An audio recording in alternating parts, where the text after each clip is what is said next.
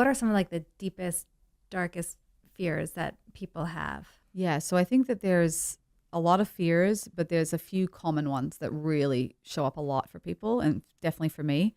Fear of rejection, fear of choosing the wrong one. Like how do I know I can trust myself to choose the right person? So many other people. Yeah, and also like, how do you really know? Fear of failure, of actually having a good marriage. Like maybe you didn't see a good marriage, right? Or maybe you don't know how to have a good marriage. And the big one, I think, that is really dark is the fear it's never going to happen, right? What if I never get married? And that leads to despair usually. What people don't realize is that a lot of these are anxieties and they're fears, and they often live in the future. What if? And whenever we hear what if in our languaging, it's usually a clear indicator that it's anxiety. And anxiety lives mostly in the future or from the past. It's never in the moment. Like right now, none of that's happening. It's just what if. And so we want to be able to start to understand that that is the process of how anxiety operates. And we want to bring us back into the here and now. So that's number one, is knowing that this is just anxiety. I often say to my singles, if I told you, they say, what if it never happens? And they're so in such despair. But I said, well, what if I told you in 6 months' time, you would meet the most unbelievable person and get married? Would you feel okay today? Oh yeah, I'd be fine. Right. So right now you're actually okay.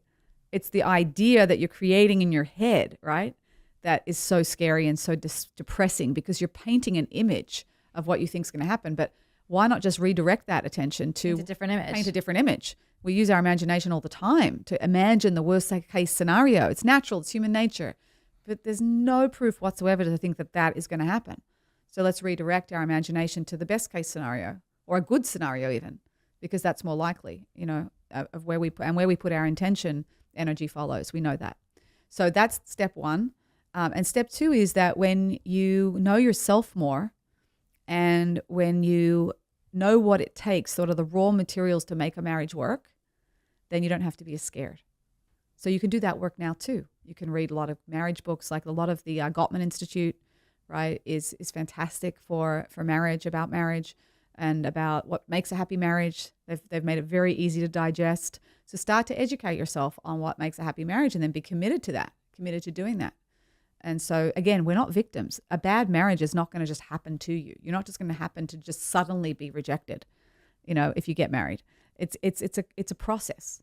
And so we show up in that process, however we show up, and we can do something about that. We're always 50% of a dynamic of any relationship. So that means you can change it.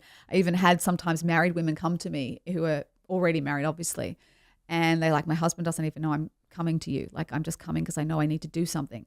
And let's say the husband was really doing things that were not okay in marriage, and he didn't even know, forget him going to any kind of coaching or help, right? He didn't even know about this. But when the wife often learnt to change her response to him, however she was responding, often the whole marriage changed radically, magically, because any person in a marriage is 50% of that marriage. So when you change your response to someone, even if they're doing the same thing, I'm not talking about abuse or anything, God forbid, Okay. normal stuff. I was going to say. Yeah, no, normal, within normal range.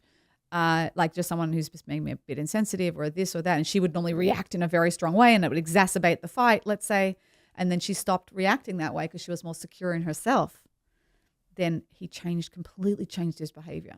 I mean, she would text me 6 months after we finished, you're not even going to believe what he's like now. It's unbelievable. And I really do see the power of that we're 50% a dynamic of a relationship, and we can have a huge impact. But even when we're single, you can do that, because how we respond to the fact that we're single creates our reality a lot of the time. So there is that piece. And I think that we have a voice of self-sabotage in our heads that wants to push us into the dark, despairing place. And it's good to put a boundary in your own head that you don't let yourself follow that voice. The first thought can come up, and we're not responsible for the first thought, but we're responsible for the second thought.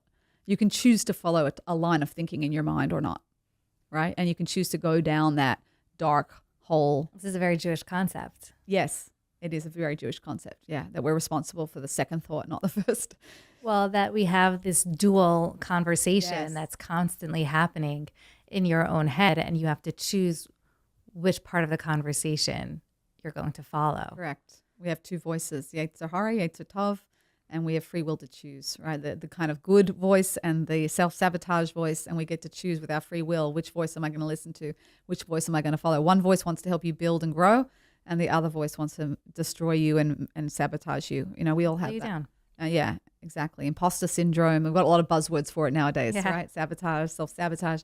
So yeah, we want to be able to we've got to realize, first of all, we have free will to choose that. Some people don't realize they have free will to choose that.